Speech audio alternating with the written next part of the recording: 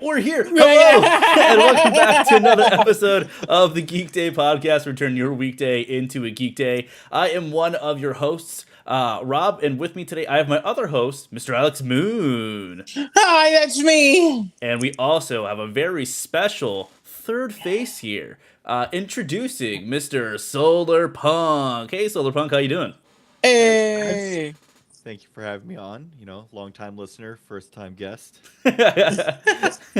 Well, welcome. We're glad to have you on the show. We've been chatting about this for I feel like forever lately, Yeah, and yeah. now we're finally able to do this, and It, on a it Monday. feels, yeah, yeah. On It a feels Monday. kind of unreal just being here. So yeah, thank you for having me on. Of course, of course. Well, I mean, I want to start this off. Of course, one acknowledging, hey guys, it's Monday. Of course, we say we do this every week, so we're doing it every week. You may get two this week. You may get one. We'll figure it out. But shout out already to Vince in the chat, asking is his favorite couple here yet? Yes, we are. Me and We've Solar got Punk are here. Yes, Yeah. straight out of marriage counseling. They finally made their way over here. But guys, it's been a very busy past week, at least for me specifically. But let's go ahead and jump right in with what nerdy things did you get up to this week? And I want to go ahead and start with you, Mr. Alex Moon. Oh God, I was about to take pills. Oh no, Yes. okay. I can move over I can to. start. I can start. Yeah, Okay. yeah. Even though I am technically, canonically, and also literally the oldest one here, I'm not. Cool. I'm not. But so I guess nerdy things this week. Watching a lot of good TV shows and movies. So I saw the Mario movie this week, and Hell also yeah. Daredevil, the double episode, 2 and 3, and then Invincible. I think episode 3, which, oh my gosh, just best episode. Like I don't know if we'll have time to talk about it, but best episode of the season so far. So crazy. But yeah, just watching a lot of TV shows, movies, and also I guess the best nerdiest thing that I did this week was I actually got to meet Stephanie Phillips at a yep I got to meet her at a comic book signing, and she signed uh, 3 of my books Oh at Third Eye wow. Comics in Maryland. So Oh, that was actually Saturday. So yeah, I'm I can show you jealous. off. Yeah, so I have this is the blind bag that I pulled. I got the Gabriel Del autograph, Oh, it's a which this beautiful is the one cover. that I really wanted. I only got one blind bag because that's my rule. I stick to just one blind bag. Whatever I get is whatever I get. And I got the Del Auto. She signed it, Oh, and jealous. she signed Legends of the Dark Knight issue 4 that she wrote. Amazing, great, Okay. like one shot comic. Highly recommend. And then I didn't have it, but I bought it from her stand. I got the A cover because like you gotta get the Lee Garbett. Like Yeah, nobody yeah. can go over Lee Garbett, and yeah, I got to talk to her, and I made a video about it, kind of talking about it when I don't know if you how many like signings you guys have been to, but whenever you're in line, you're just like planning what you're gonna say in your head like over and over because you don't want to forget. And then when you actually get up to them, you just kind of your mind just blanks, and you're like, and Oh. you just like riff, and you're just like, oh my gosh, thank you so much, and like it's so cool to meet you. Like I loved your run and Mhm. blah blah blah, and like so I Mhm. get to say like most of the things that I want to say, but like they're definitely and I want it to be respectful of everyone's time. You don't want to take up the time of everyone else that's been waiting for hours. I got there 5 in the morning because like Oh, I wanted to be one of the first people in line because I had some other obligations like after, but also the first 10 people got like a free prize, and I was able to get like a poster from like the signing, and she signed the poster as that's well. Oh. awesome. So I'm gonna frame the poster. So very excited about that. But yeah, that was my week. That's sick. It's so Dude. funny that you say that about like, oh, you don't know what like you have this all these things planned in your head. And last year I took my wife and my in laws, my sisters in laws, and then my niece and whatever. It was a whole big group of us to Alamo City Comic Con. Oh, Alamo City, no, Big Texas Comic Con. It's not Alamo City anymore. Comic Con, and they were like, "Oh, this is cool." And then we got to the part in the very back where they have all the like not influencer but like celebrity signings and stuff, Yeah. and they were like, oh cool, of course, like Jason Isaacs is there from Harry Potter, and then like there's a bunch of other like WWE stars and stuff, and they're like, oh, this is cool. And for the first time I've ever seen, like, I saw one of my sisters-in-law like freak out about someone. It was one of the people from Cobra Kai. Like, not even like Okay. like not like oh my Not the god, what is main it? guy. Not even Sholo, not even Jacob Yeah. Bertrand or whatever. It's like some like side character, but she like loved him, and immediately she's like, "I'm buying a signing right now." And the entire time she's like, "I'm gonna say like this, and I'm gonna say like, oh my god, like you're amazing, you know, you did this, blah blah blah." And then she gets it there, and all she says is, "I love you." I mean, yeah, like it's Yeah, just like like they're just regular normal people, but like, we've just like kind of like put them on this pedestal, or like they're just like whoa, so cool, and just like we want to make sure we say the right things, and then it's. But yeah, That's thankfully she was amazing. really sweet, really patient, like really took the time to speak with everyone. So and I really like that.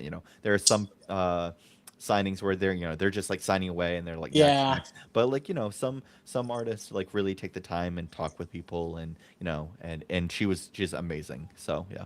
that's Oh, badass. that's so cool. I remember kind of like Robert. An anecdote I have is last year they had the Casa event. It was like Comic Arts of San Antonio thing, and Evan Narcissus was there. He's one of the co-writers of the Sam Wilson book that came out last year, and I was in line to like get him to sign my copy of it, and I was like, I was like, oh man, I want to ask him about like how it was writing this character with the racial tension that's going on in this book and all that shit. And I got up to him and I was like, I like it to Sam Wilson, and he was like, Yep. oh cool, and I just handed it to him and he's like, you want me to sign this? And I was like, yes, please. Yeah. I like to imagine you actually pulled out the like Italian accent, like, oh, I like it. I like it to Sam Wilson. I'm just leaving the place and everyone's like, why are you talking like that? I'm committed to the bit. Alex, you're up. What did you incredible. do this week? Yeah. Well, last week at the end of the week I was dying.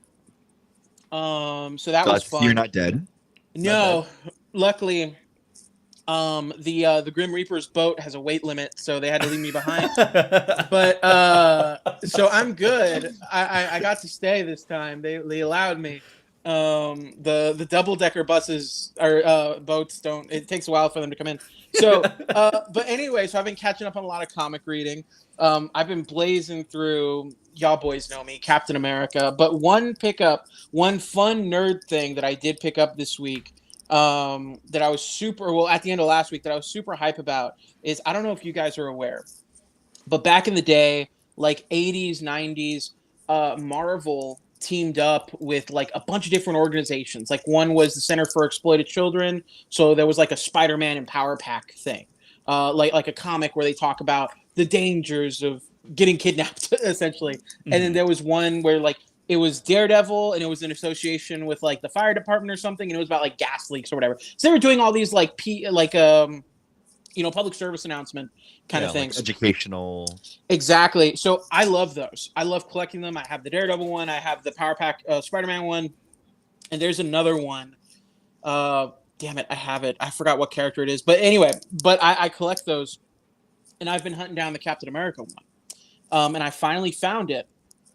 And it is, I know it might be flipped for y'all, but it's Captain America, The Return of the Asthma Monster. Okay. Something you're very aware of, yeah. Thank you. Yes. So Yeah. my two things that are very important to me: Captain America and asthma. So I got to get that. It's an association with what is it? Your Physician and Allen and it's something division of the. It's some crazy shit. But anyway, I'm super hype. I love not dumb, but I love really weird stuff back Campy, then. like- Yeah, exactly. It was like, Yeah. how do we get the kids to learn about the asthma? Put a Captain America in it. So Honestly, I think we need to bring that back. Like, I think we need Dude, to, hell yeah. do, like modern day, like superheroes. Like talking about like the new thing like with vaping and like all the other crazy online addiction, all that. I'm like half joking, but also kind of half serious. Like, I think Yeah. that'd be cool. Yeah, And def. yeah. I was gonna say, But can you imagine Iron Man like being like Iron Man versus the antagonistic AI? And it's like just him against Chat GPT. Ultron gets infected by ChatGPT. and he's just like, Avengers, you gooners, dang it, just like it's taking me over. But enough about me. Robert, what about you? What is the nerdy stuff you've been getting into this week? Yeah, I mean, like Solarpunk says, I've been trying to catch up with all of my watching stuff. So I watched the 2 episodes of Daredevil that we're going to talk about very shortly, as well as I read some of my comics, and I put some of my comics up on this wall back here. There we go. I'm very proud to say that I was able to pick up X-Men number 200 in Mutants number 35. Those are the issues where Magneto starts to take over the X-Men and the New Mutants in the place of Charles while he's like getting absolutely destroyed.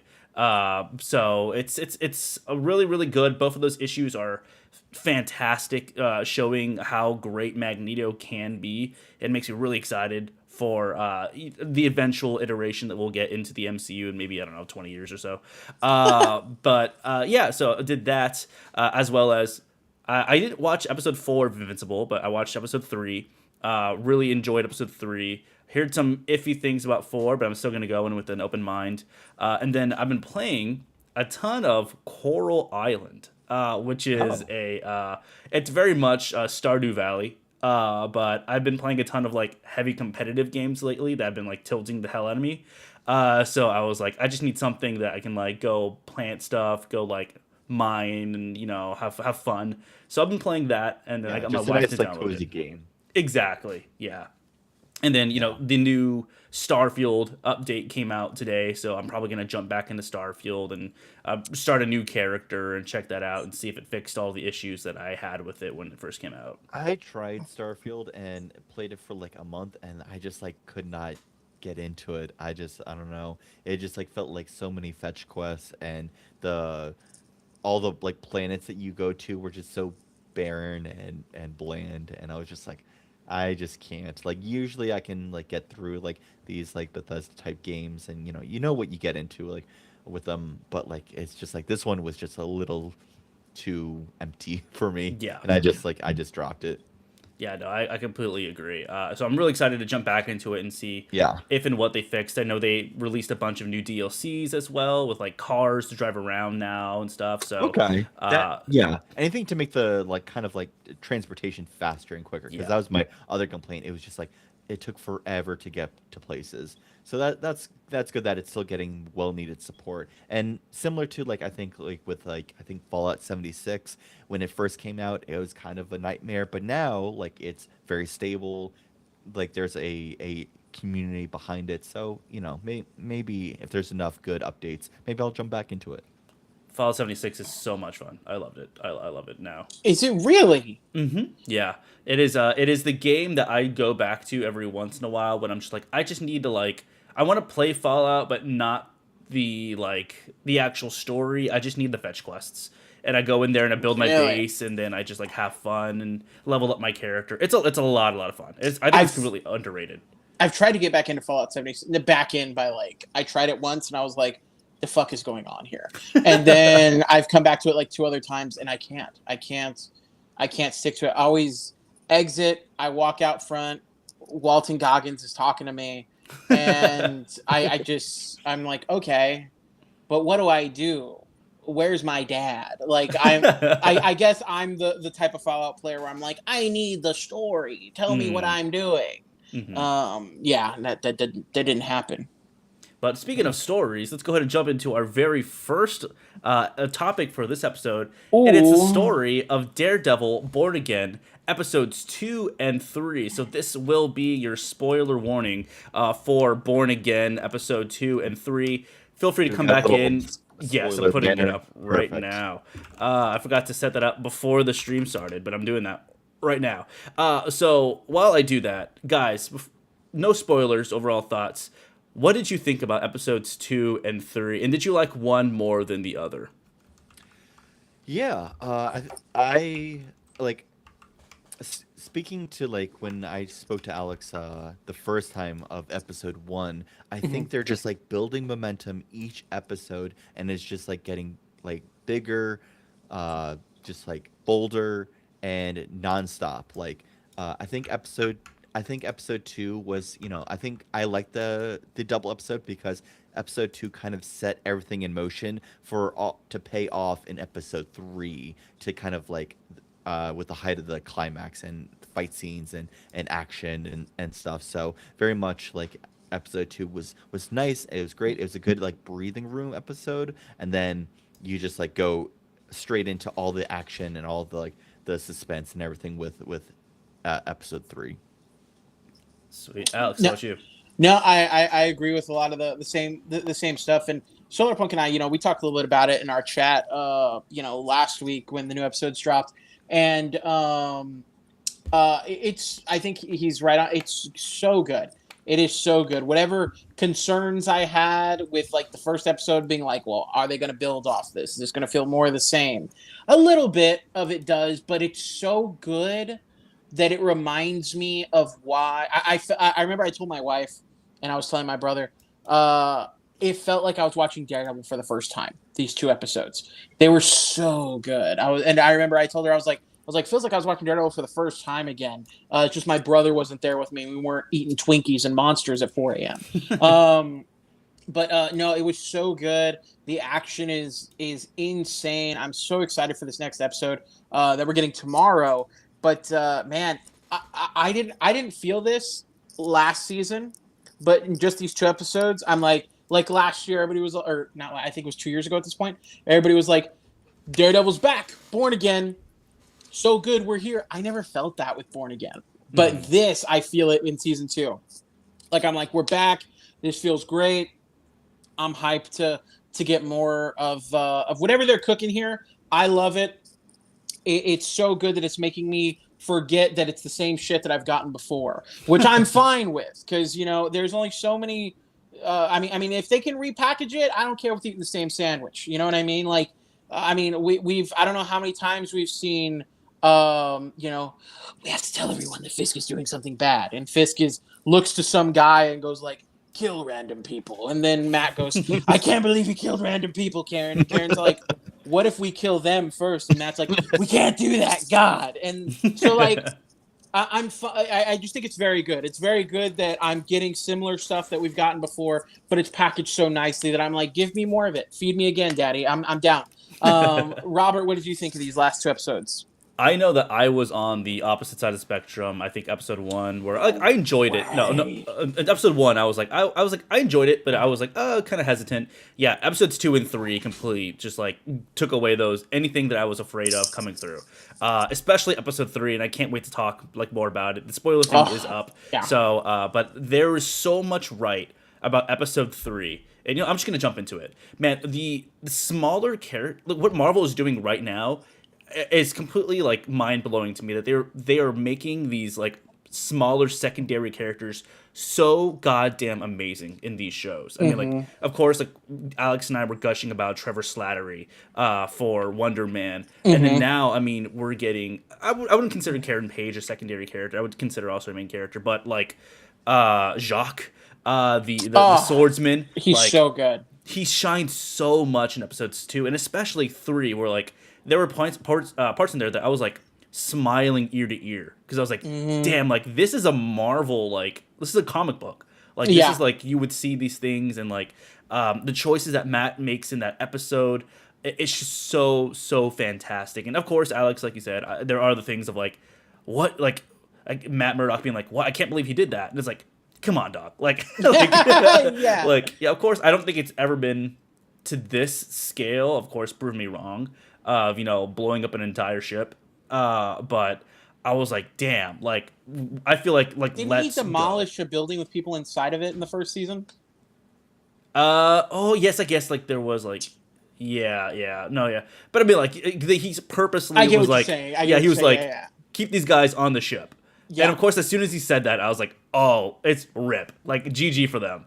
Mine was like they were already talking about like potentially not having witnesses, but when the guy was like, we're ready to go home to our family, I was like, oh, he's not going to see his family. Yeah, it's basically the same line of like, man, I can't wait to retire tomorrow. And Yeah. like, okay, well, we're just never going to see him again. Yeah, it's the part of the Call of Duty game where he's all like, my final tour. Can't wait to crack open a beer and be by the pool with the kids. Yeah. Solar Punk, I want to jump immediately to you with this also. Of course, like, what did you think about the start of the minor characters, as well as was there anything that kind of surprised you overall, or like you're really, really looking forward to with the coming season? So yeah, no. When you were talking about minor characters, like the first thing I really thought of was Angela Del Toro, like the kind of like the new White Tiger of like Mm-hmm. taking over for her uncle, I think, right? Mm-hmm. Yes. Yeah. And I thought it was like just really great. Like we only got to see her for like maybe like 10 or so minutes, but I think it was really impactful. Like kind of seeing the kind of like resistance and everything from the AVTP from Mm-hmm. episode 2 when during that whole shopping center debacle with the robbery and the cops just taking anyone who is just interfering with their business at all, which is very just reflective of what's currently happening in our world right now, unfortunately, and her like just like seeing it in real time and saying, you know what, I'm tired, I'm not gonna like put my head down, like people like she understood that her uncle needed to do what he needed to do to um, just to fight back, to like take a stand and not take it anymore, and to the point where like she takes over, and she was really helpful. Like I really was a little worried when she first introduces herself to Karen. I was like, oh my gosh, she's gonna mess up the whole operation or something, or she's gonna do something, she's gonna be too bold. But she was really helpful, like in terms of like collecting all the radios and weapons and everything. And then at that very end, when they're about to get away and they're like, oh, we gotta chase after them, then like with the slash tire, I'm like, oh, Yeah. Mm-hmm. that's perfect. Like they're not just making her like a side character, they're making her like Mm-hmm. very useful. And also I just think that is just really great for especially like younger viewers, seeing that, like seeing a younger hero, not just like these adults, where they can be like, hey, I can be helpful in my community too, I can stand up to these bullies and these people Yeah. that are interfering in my community as Yeah. well. I can and Mm-hmm. have someone kind of be that young representation for them. And a younger Latino hero, which we already don't Mm-hmm. have a lot of in general, right? Exactly. Which I think is really cool. But you did mention something I wanted to hit on real quick, Solar Punk. I think these guys, the showrunners for this new season of Daredevil, they're definitely doing what the Russos what the Russos do a little bit in their Marvel films, where they're making sure these guys have like moments, like Mm-hmm. and they're really impactful moments. And like you said, she got her moment. There's a lot of other, like Robert mentioned, like swordsman and stuff had some great moments. And I'm excited to see the other moments that these characters are going to keep getting. One thing I do want to mention though that I forgot to mention on the top was I like, and maybe this might be a hot take, but Daredevil, when they're doing that, it's supposed to be a one-shot fight scene, but you could tell like where the Mhm. cuts are, like it's not a true oneer, right? But when he's saving people, like when like he's pulling down the whatever it's called, like the The steam thing. pipe or There you whatever. go, Yeah. yeah. And like Yeah. he's actively telling people to get down. He's actually putting himself in front of stuff. I'm like, you know what? I don't know if it's weird to say. I feel like we don't get a lot of that anymore. Like we don't get a lot of superheroes actually doing the superhero part. Like, Yeah. It's last more year, about the action and fighting and Mm-hmm. less about the yeah. saving, which Ex- I agree. Yeah. yeah, and last year we had, some people were like, well, Superman was saving a squirrel. It was so crazy for us because we don't see Captain America. I'm sorry. I love Steve Rogers. I love Sam Wilson. Name me 5 times those bitches are saving people in the movies. Like there are a couple times like where Sam Wilson will stop the Hulk from hitting the SWAT guys, or Captain America will jump in front of the grenade or whatever. But they're not actively pulling people out of fires like Spider-Man. They're not Mhm. actively, and I feel like Daredevil does that so well, and I was so glad to see that because, like Robert said, it was one of those moments for me where I was like, I'm grinning, dude. Like that was so cool just to be like, look, he's saving bitches. Yeah, that's Mm-hmm. incredible. Yeah. But I loved it.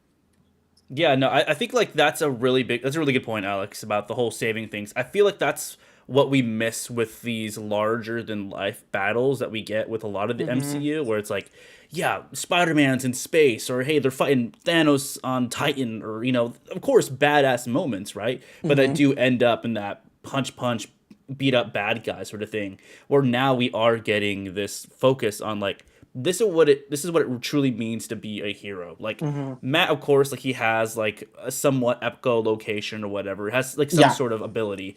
But really, what is just him is he has this ability to fight, and he knows what's right and wrong. So that's Hmm. what he's fighting. And of course, with Angela, it's great to be see that, like you said, in such a young person.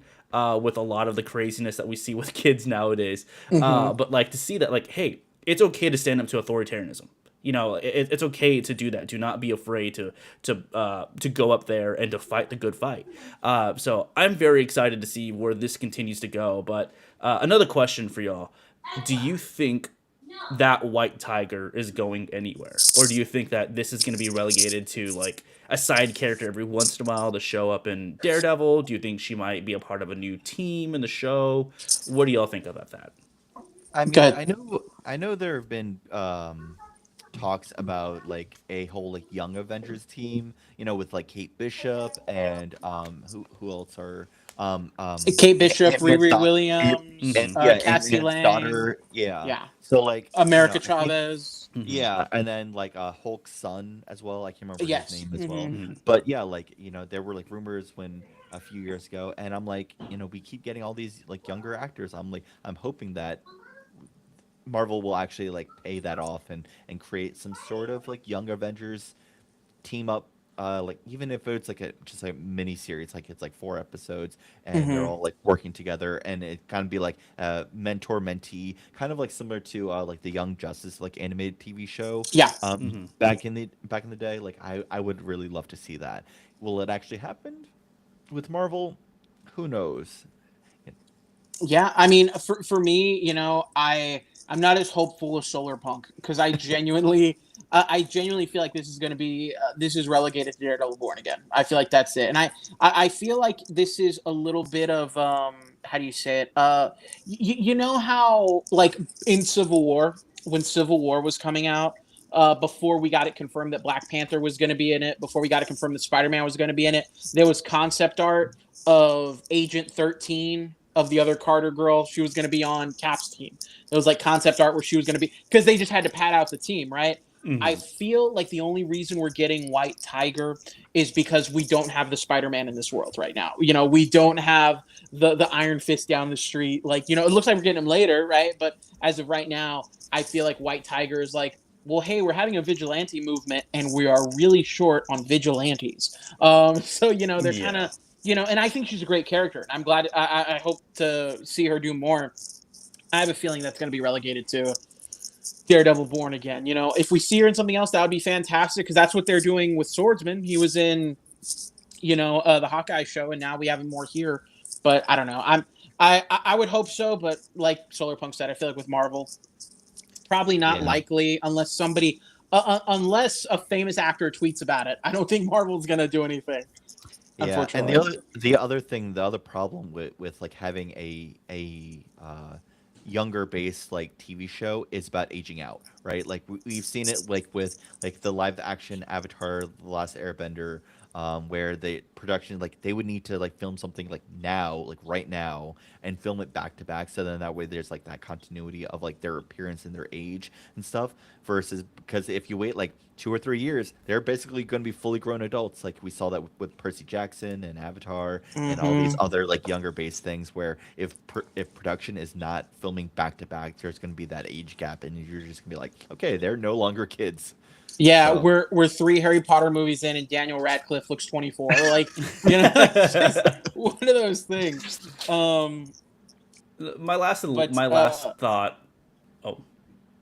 Oh, Alex, you nope, good? Alex is breaking Oh, up. okay. no, no, no, no. Go, My go, go last ahead. Go ahead. I'm used to getting walked on. my No, last I'm kidding. kind of question was was gonna be about everything going on with the Muse mask.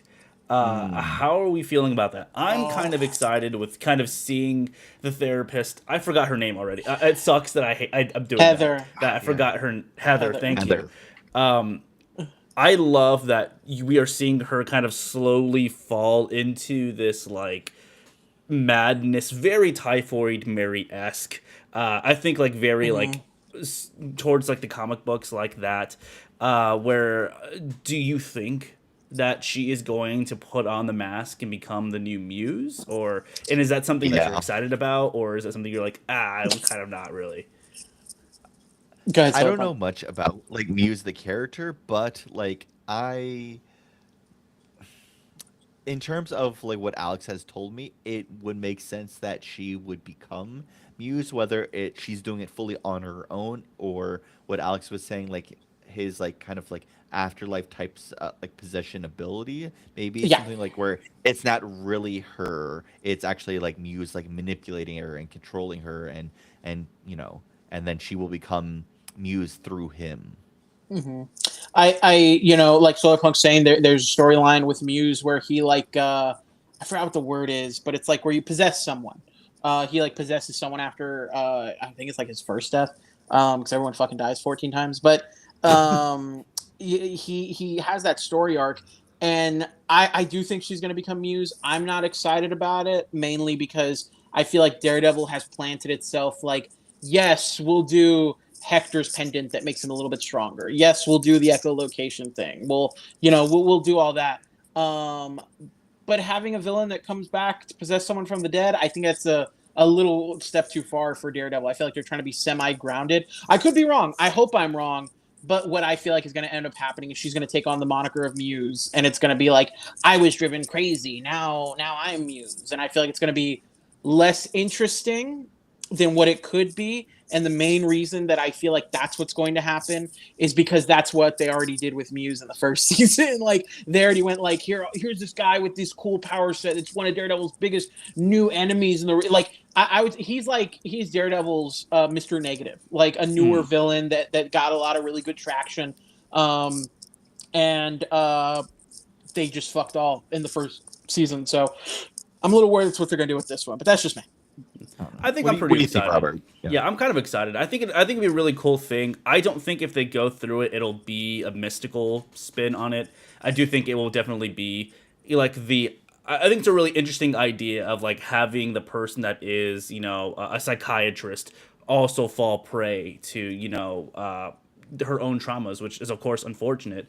But I think it's a really cool storytelling beat to kind of go throughout, as well as have a new sub villain. I don't think she'll get her own season. I think she'll get like maybe an episode or two, Yeah. battling against like what it means to be fighting against it. But I do think like it is super cool to see that they're doing something with her before they inevitably kill her off and be like, hey, we don't really need you anymore. Karen's back in the picture.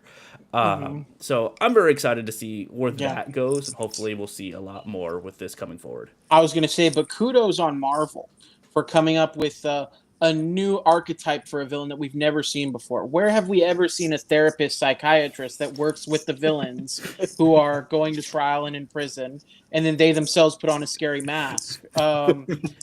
We've never seen it before, so I'm really glad they're taking big First time. swings. First time. First time. Yeah. First No time. one's No. ever done it before. No, But but Robert- I agree with. Oh, sorry. Oh, so I was No, go just gonna say I do agree with Robert. Like with like kind of like I like the idea of like the cycle of like abuse or a cycle of like torment, where the person who is victimizing or the victim eventually becomes the victimizer, and the cycle of like trauma is really interesting. And yeah, like having her kind of become what she most feared is just like very interesting, and hopefully we'll see more of Muse in just like a different way. Oh yeah, you're hitting it right on the head because her whole thing is like vigilantes take the law into their own hands and make it what they want. What's that? You want me to change the paperwork to make the laws what I want? That's good. Like she's already Yep. doing it. It's Yep. just It's a in the slippery paperwork. slope, you know. Yep. That scene was like so good, start though. you start like erasing things one day, and then you start killing people the next. It's yeah. That's what Batman says. But Robert, speaking of Daredevil stuff, there's another new Daredevil thing that came out just last week that I know we wanted to talk about a Yes, little sir. bit. Robert, do you mind if I introduce this one? Of course, go ahead. Okay, perfect. So, guys, what we are talking about is last week we had the issue 1 of the new Stephanie Phillips and I'm sorry, how do you pronounce Lee's? Lee Garbett. Lee Garbett. Garbett. There you go. With art by Lee Garbett. Oh, look at us! Oh, look at us! Look at us! And look at my shitty blind bag cover that I was so mad about. Oh, I'm so upset. Look at that. Oh, yeah. Look at that bullshit. You I got was the Muse. I was so Yeah. mad. I Robert, was did you so pick up on the upset. blind bag? I did not pick up a blind bag. Oh, My wife was okay. very, very gracious enough to go for me because I had a really busy day at work.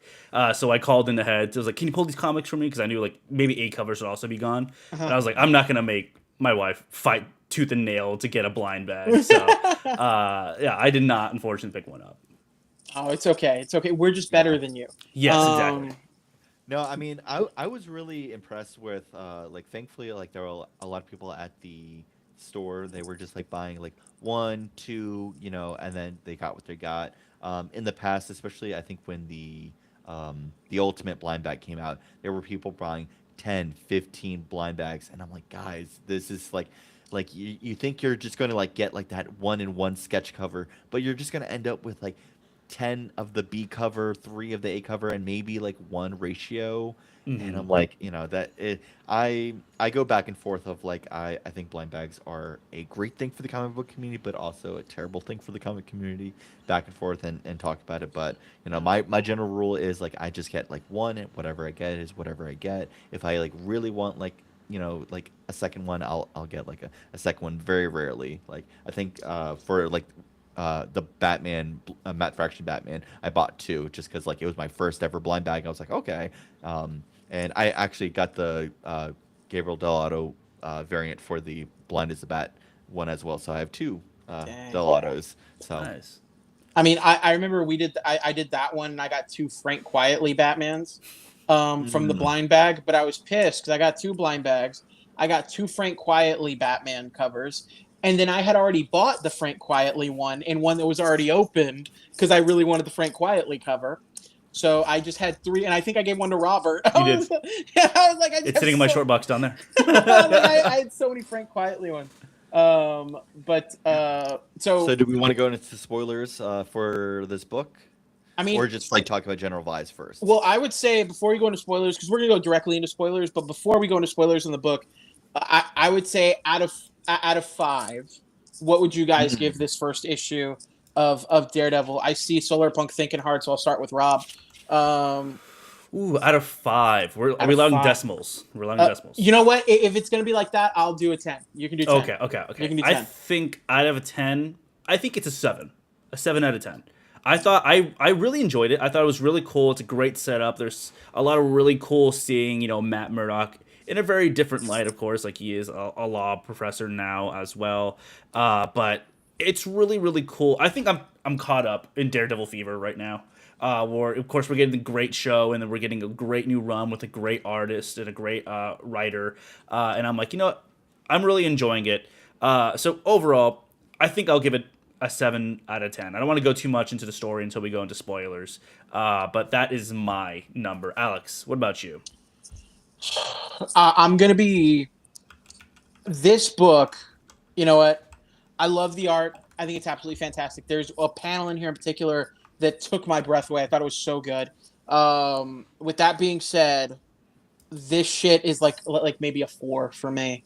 Really? Wow. Yeah, and I have a very specific reason why it's a 4, and I'll tell you guys more when we get into spoilers. But I was a little disappointed, and I kind of, I was expecting a little bit more. But with that being said, I am also grading on a curve because this is an issue one. Hmm. This is an issue one, and you gotta. For me, I'm always gonna, grade like that. Like if it wasn't that I'm taking into the issue one thing, maybe like a 3 for me, honestly. And Wow. I'll get into why in a little bit, but I don't know. That's just me. But Solar Punk, what about you? What about you?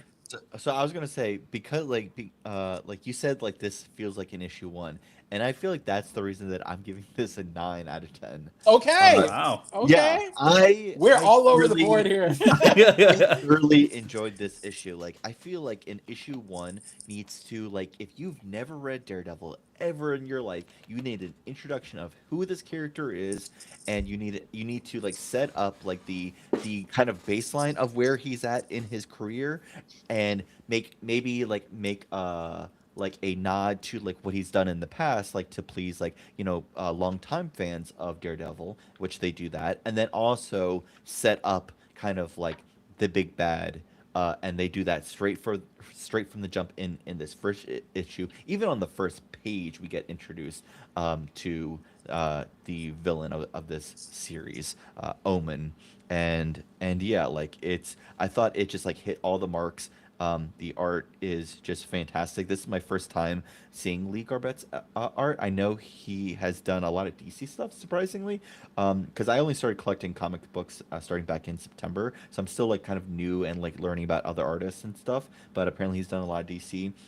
But I just like love his kind of like drawing and layout and just like displaying the action of Daredevil a lot. And plus, Stephanie's writing, I think she does a very great job um, of like having like smooth transitions and smooth dialogue where she's not like explaining the art, she's not over explaining, she's not explaining the art that's happening there, and she feels like she really has like a voice for like Matt. And she said like that she is a huge Daredevil fan, and I can see that like in this book. Like this feels like it's like similar to what we're seeing on Daredevil Born Again.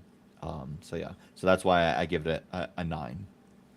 I think we should Okay. go ahead and jump right into spoilers. And immediately I'm gonna agree with you with a lot on this Solar Punk. That I think that she does fantastic, especially talking about like, oh, you were a mirror at one point. You were also Nelson Murdoch. His he immediately. I think it's perfect. Like she sets up the big bad. She sets Hmm. up a new potential love interest slash possible like work rival, and then Yes. shows you like what it is to be Daredevil with him like swinging with his billy club across the city, being like, "I love this. This is my city." Hmm. But throwing it right back to you, Solarpunk, you really went into detail. What did you think overall about specifics about this book? Yeah. So kind of going into like what issue 1 does in terms of introducing you to the character for the first time. Right on the kind of like title page, you get that little blurb of like, hey, when Matt Murdock was a kid, lost his eyesight involving chemicals and no longer see. So like, there are ways that you can kind of explain the origin with doing like a little text blurb or just like visually like talking about it in the actual comic. I think this is fine. Like I think this is great. Again, you don't need a lot to do like an origin story and everything, but just to introduce you to the character, and then like where in the beginning pages where like Daredevil is just like going through and he's like, just kind of just describing how he's feeling.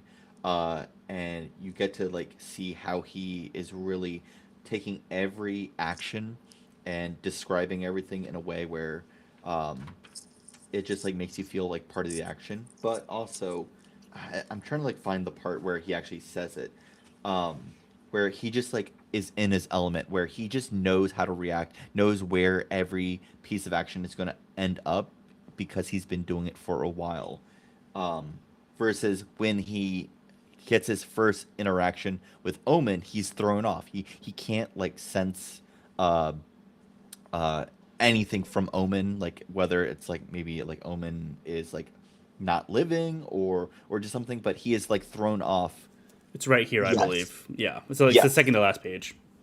Yes. Is like he goes like, yeah, the kitchen is my home, and no matter how many new coffee shops or whatever, like I'll know it most my most intimate relationship, and yeah, and Yeah. I know every noise and every smell that they're part of me. So like that sets up the baseline of where he's at, and then he's just like completely thrown off. It's like I don't recognize the voice. The timbre changes with every word, and just didn't even sense Omen in the room when he entered. And normally Daredevil knows everything, and in the Daredevil Born Again um, show, like he's reacting before the enemies react. That's always kind of like been his vibe, and now he's experiencing something that he just doesn't know how to react to. Alex, what about you, man? We're spoilers in spoiler territory now. What did you specifically kind of not like about going into this? Uh, well, first off, I want to say the things that I really did like because Solar Punk is bringing up some great stuff in the book. Like the writing is very good. Like the overall moment to moment writing with how Matt, like you said, is reacting to things, how he kind of, and exactly like you said, it's great for new readers. It's explaining to you how this blind guy perceives space and the things happening around him. So it locks you in on that immediately. There's a great panel in here. It's right here where he's kind of like going over kind of the different eras of Daredevil, and Yeah. it's so beautiful, so cool. Absolutely love it. The thing that upsets me and makes this a whole big old shitty shit pile is, and it's not a big shitty shit pile, but I've already read this shit, and I get that all comic books are going to be slightly derivative, um, but there is a story from another character within Marvel that's not super old where Peter Parker goes to teach at a school. He's dealing with how he feels about his neighborhood and everything. He runs into an otherworldly entity being Morden and Ezekiel Sims, and he starts telling him different stuff about him and how he's destined to die and all this shit. And it just felt like exactly what I was reading right now. And it felt so derivative to me that I was upset reading it because I was like, I really wanted more out of this, and I feel like I'm not getting enough new ideas. And I felt super excited because I think Stephanie Phillips brings in a lot of great ideas to everything she writes. So for me, it just felt very derivative of some Spider-Man stories, and there's just for me coming off of, I don't know about you guys, but I read all of the Ahmed run that just happened recently. I'm a little over some of the supernatural stuff with Daredevil. We just got so much of that in the Ahmed Mm. run, and it wasn't good. And so when we come in, there seems to be an otherworldly figure. It just feels like I'm getting more of the Daredevil stuff that I didn't want, and the stuff that is new and different is just the Spider-Man totem bullshit that we got with Ezekiel Sims. And that's just me. Maybe I'm being a real big Debbie bitch about it, but that really took me out of the book, and I'm interested to see where it's going to keep going. I hope that it's much better than this first issue, but for me, man, I don't know, and I hate that because I was so excited about this book. It just didn't quite hit the mark for me personally. Do you think you are hit with a little bit of disappointment because of how much you put onto it, knowing that it's going to be one, it's a new number one, and two, it's going to be a Stephanie Phillips book, and then three, like just getting riled up with all the other hype around it, or do you think it's truly just like you said, like you feel like it's a little derivative? For me, I think it's more the writing because as much as I'm like, I do love Stephanie Phillips. I love her Captain America stuff she's done. Her Red Skull one shot she did was absolutely fantastic. I love the Planet She-Hulk stuff she's doing right now.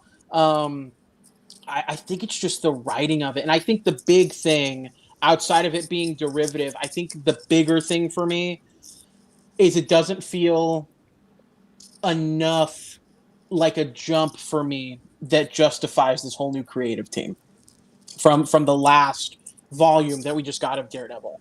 Because like if this is what we were going to do, I don't see why we should have stopped the Ahmed stuff. I don't see why we should have gotten the whole new creative, kick in the nuts that this thing had. Because at this point, I would have much rather seen whatever they were going to do with rekindling Daredevil and Elektra's relationship at the end of that run than whatever is going on here. But again, I'm being super hard on it. I'm hoping the next issue I feel better about it. But reading this, man, and maybe you're right, Rob. Maybe a little bit of it was the hype. But I try to go into these new number ones as like for me, for new readers, I understand this is the number one. This might be my first comic book. But for me, I'm always like, this is not number one. This is issue 734, but they've renumbered it to make it accessible. So that's how I'm going into it. And even with that being said, I don't know. I think the big thing is I'm soured on it because it feels derivative, but I'm also soured that being someone who read the entirety of that last run, this just feels like more of the same shit that I didn't like from the last run, unfortunately. But, I hope I'm Yeah. wrong. No, I get what you mean because like coming from the opposite side of that, like I am mostly like a DC reader, like 95, Mhm. or I would say like 85% of what I read is DC, and then like 10% is independent stuff, and then that other like 5% is like a little bit of Marvel. I'm Bless you. sorry. This is this is actually my first Daredevil like ongoing series that I've like read ever. Like, so like I haven't read any of the. I think I've read like part of the first volume of Chip Zdarsky's Daredevil, volume one, and then I read Daredevil: Cold Day in Hell from Charles Soule. Because someone at my comic book shop recommended to me, and I was like, I need to read something of Daredevil related before Stephanie Phillips to kind of know what's going on. But that's not Mhm. even really. That's like a kind of so yeah. This is like truly like my first like introduction to Daredevil, and as like a new Marvel-ish reader, I really liked it because like I haven't been burdened by like the mid run or any of the other Daredevil or Marvel storylines and stuff. So I think it's like really good for people that just like have not really gotten into any comics. Like I would be like, get this as a first comic book to really get you to start your collection. Yeah, I Maybe. think where this book I was like, I think where this book really shines for me is that it feels really noir already, at least to me. Where I'm like, I like that, like, oh yeah, like all kind of gruff and such. Like this is kind of what I'm going through, and this is where I'm at, and this is how I'm gonna deal with things. There's a specific panel in here that I really really love that just like reminds me so much of like noir movies, noir games, and stuff that I really love. But it's right here was like, oh, the killer took souvenirs, and it shows the eye hole, and then immediately Mhm. the next panel is the two, Is the is yes the is two, the two ice cubes. yeah, and I played a video game a few years back called Judgment. It's in like the Yakuza like a dragon universe. It kind of follows the same sort of thing where like all these mobsters are showing up around the city murdered and they're missing their eyes, and so immediately I'm like, oh, like that's cool. Like of course maybe they're not going to go in that direction or whatever. But I think like where Alex finds it a little bit more on the negative side of being like a little derivative. I'm like, okay, cool. I like to see when people are taking a new stab at certain things. If it doesn't work, it doesn't work. And of course, like I think I can't put that on it right now because I mean, like I said, it's issue one. This is what we've gotten so far. This is the setup of the world, and I know you said Alex, you graded it on a scale, so it's a little bit higher. But to me, it's like okay, cool. If you're gonna give me this, I want to see where Stephanie Phillips she is going to take it, and she carries the voice of Daredevil so well in this book. She writes like characteristics like she's such a charming writer. She does it with She-Hulk. She does it with Daredevil here. So I'm really excited to see where this continues to go. I love the panel where like he is like talking to the other teacher walking in, the other professor, Mhm. and Mm. like it's like him being like kind of caught off guard and then turning away, and he has like a little smirk on his face, and I'm like, I love that. I love like that sort of like Matt Murdock, like, oh, you're calling me on my shit. Okay, I see that. And Yeah. to have that sort of interaction because it's really great to see just characters. Of course, we know them as Daredevil, but to see Matt Murdock as well. So I'm really excited to see where she goes a little bit more with the charming punch of this character. Um, any other final Um, thoughts with Daredevil? well, I wanted to say, Rob, I think, you kind of made me see my perspective a little different, in a different way. I think I see this issue like Amazing Spider-Man 2, where I think there's some great Daredevil stuff. I just think overall, I'm not liking the story that's being told. And I think that's my biggest thing is because, like you said, and I even mentioned it earlier, there's some great Daredevil moments in here. There's some great like character stuff. But story wise, I don't know. I think that's the thing. And maybe that's where, as we get into more of the characters, I'll be more excited than the story necessarily. Yeah. Um, And I was gonna say, like, this is in issue one. We barely know anything about like Omen. From what we've heard from Stephanie Phillips, like she said that it's been kind of like loosely based off of Greek mythology. So I don't know if Daredevil runs have hit that mythology aspect before, but also Omen is very much not after Daredevil, but specifically has beef with Matt Murdock himself. And I don't know if again that might have been explored in uh, other runs as well. yeah. But I think hopefully Stephanie has being again her being a big fan, she knows what's been done before, so hopefully she can kind of give like her perspective and her take, and it just might take like 2 or 3 issues to really get going there, just because like I really don't we really don't know enough about Omen yet to really see how this is going to follow out and follow through. But from what Yeah. I have read, I do like it. I do like the characterization and how she is like really displaying Matt and Daredevil separately. Well, I think you kind of brought up an interesting point. The mythology of it. In the Ahmed run, Matt fought the physical manifestation of sin. Oh, So, wow. and he had to like decide between saving Foggy and saving Bullseye, and then he ends up saving Foggy instead of Bullseye, and then he's all Catholic guilt about letting someone Mm, die. mm. So the supernatural is not new to Daredevil necessarily, but I am a little more excited to see whatever this supernatural thing is going to potentially be, because I think that's a little more, hopefully a little more grounded than Matt fighting a big sin monster. Um, Yeah.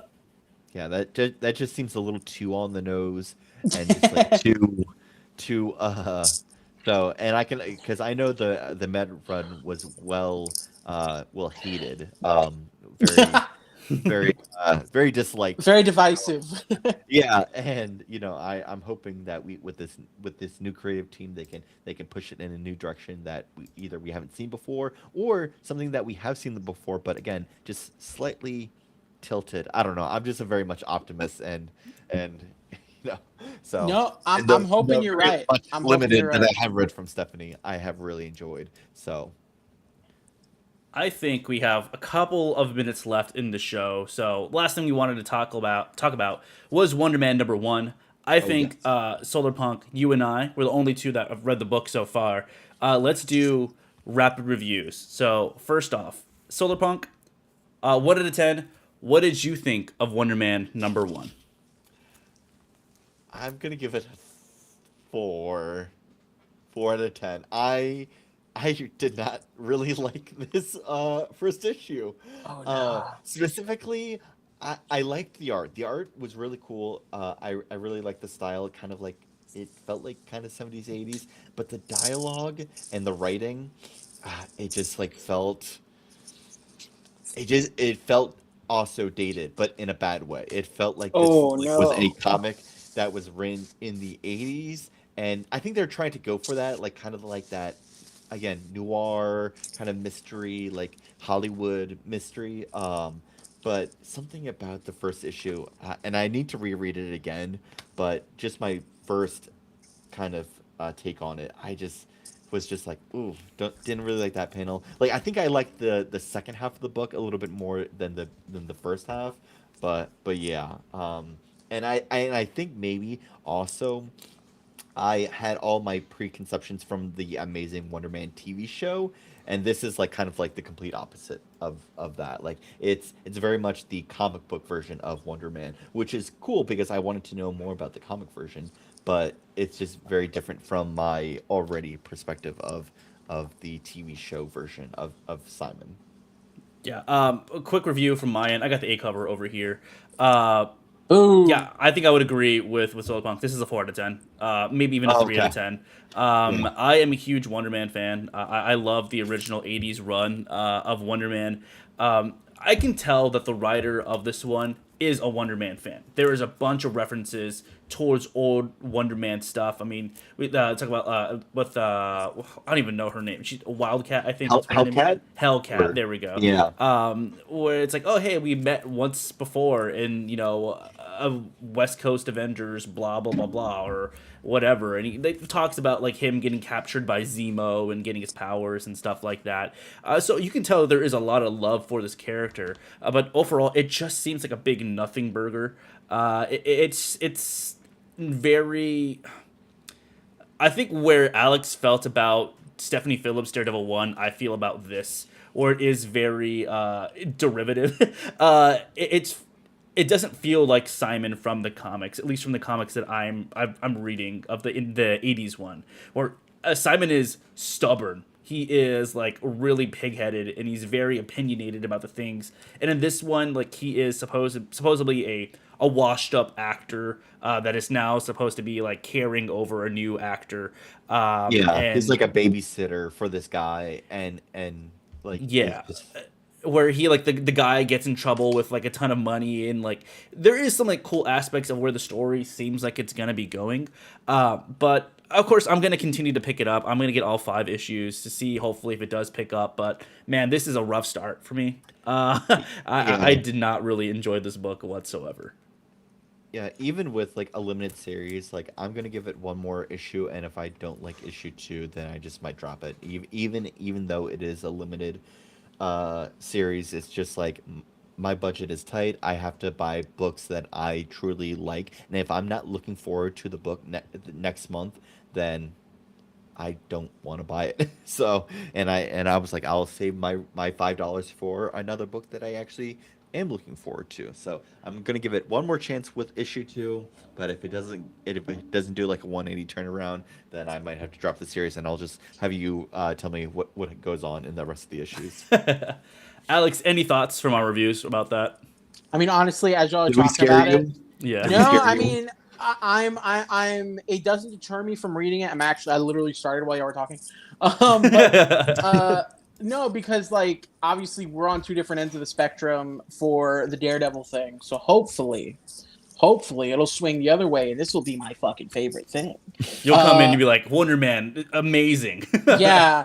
I wonder why you're such a stupid man, Robert, for your grading or your rating for it. But I don't know. I am I'm gonna go in after hearing what y'all said, and I'm still gonna be open to it. But you know, unfortunately, and this is just I'm gonna be 110 with you on this. Marvel does this thing that I feel like DC doesn't do a lot, where Marvel is all about synergy, even if it doesn't make sense. So, back in the day, in 2007, when Spider Man 3 was coming out, all of a sudden in the comic books, Spider Man had a black costume again. Did it make sense story wise? No. But they were doing that. Marvel doesn't own the film rights for Fantastic Four. Oh, they don't exist for a few years. Like they love doing that. So Marvel's like people like the Wonder Man series, put it on a comic book. There's a new Captain America Sam Wilson show or movie. Let's do a 5-issue miniseries and then do nothing else with it.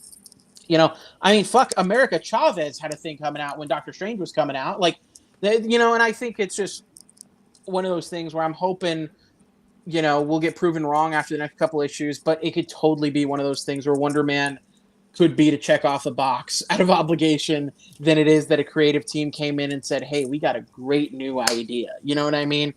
Because as much as I would love to be like, all comic books are made for the art of it, it is crazy that we just started a new season of Daredevil and kicked off a new comic book that will, at minimum, last 5 issues. And then if, Marvel loves to have brand synergy so they can maybe cut it off later if it's not paying off Yeah. the way they want it to. So, but we'll Yeah, see.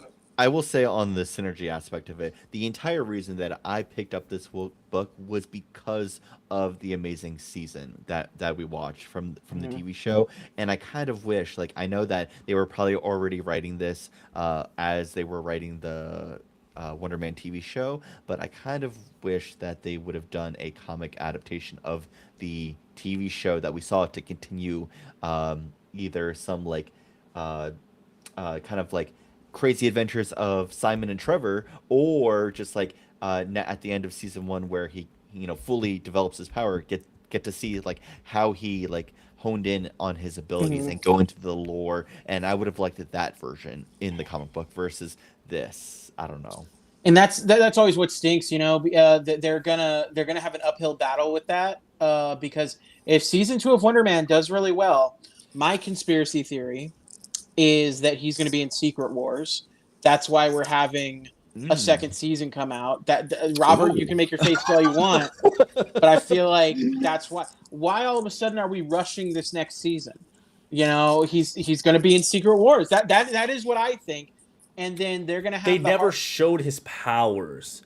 What are you So- on about? He I- flew at the end of the show. He's yeah, using at his the powers very the whole last damn episode. time. But like, I don't know. I don't think they showed enough of like him overall to warrant it. I'm a big Wonder Man fan. I love the show. Well, I Robert, don't. I think maybe he'll have a cameo, but that's about it. if only we had other Wonder Man content being filmed that could show us more of his powers. That's what they're going to do. They're going to show us more superhero stuff. He's going to be in either way. Either way, I'm not going to rage bait with Robert right now, but Yeah, My- rage my- bait, Robert. We're just my waiting whole for it to thing is happen. that I feel like, they're doing that, right? And they're in a weird position because all of a sudden Iron Man 2008 comes out.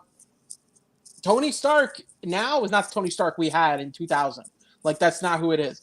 Steve Rogers now, a little more not nuanced, but a little more in the middle than what he was before. Steve Rogers used to be definitely a little more conservative with his values, I will say, and ignorant to certain things. But my point is, characters adapt to what the popular version of them is. So that's happened with Iron Man, Captain America,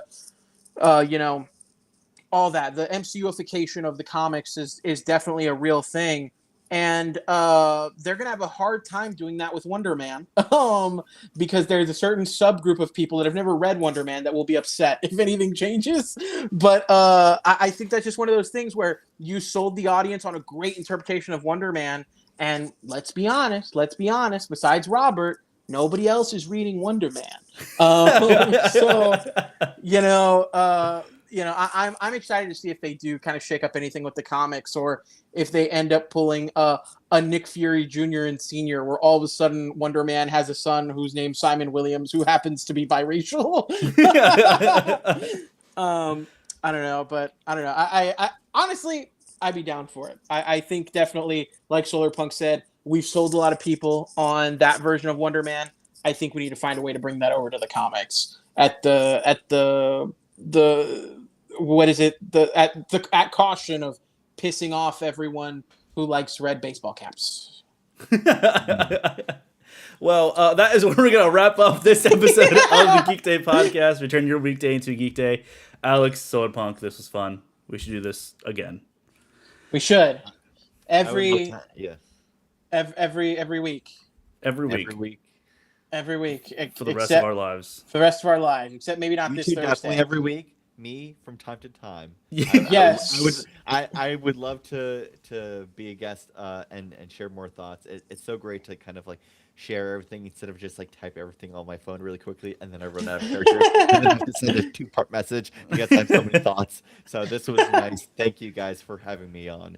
No, thank you to for kind of, coming on, dude. It was great. do my little rants. Of course. And Solarpunk, where can people find you?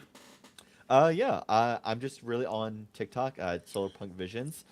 So yeah, if you want to hear just like some comic book takes and new comic book day and just like overall thoughts, I try to post once a week and just like share my thoughts on the comic book community as someone who is like a little bit newer. If you're looking for someone who doesn't have like multiple years of comic book knowledge and someone who's approaching this from a newer approach, give me a follow and you can hear my thoughts.